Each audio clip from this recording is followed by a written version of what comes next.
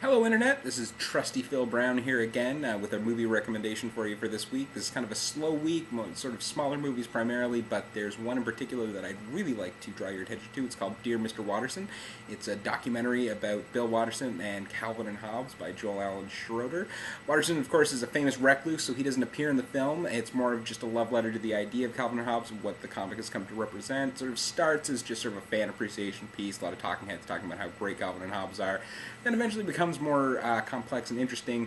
Schroeder starts talking to a lot of friends and collaborators of Bill Watterson who sort of talk about how sort of relentlessly pure he was about how he treated Calvin and Hobbes. He gave up hundreds of millions of dollars in merchandising, turned down the likes of the Disney company and Steven Spielberg to turn Calvin and Hobbes into a film or cartoon.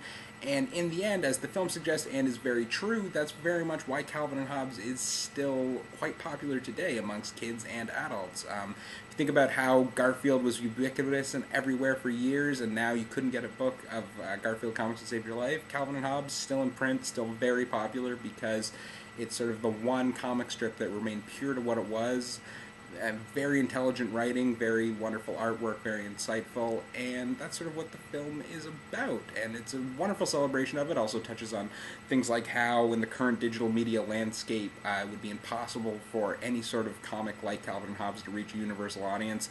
A lot of little interesting things going on there. It is ultimately a very small movie, only for Calvin and Hobbes fans, but being one of them myself, to that crowd, I cannot recommend it enough. So if you enjoy Calvin and Hobbes, definitely check it out. It's playing in theaters in Toronto this weekend, and then also opens on VOD everywhere for anyone. So if you enjoy Calvin and Hobbes, take a look.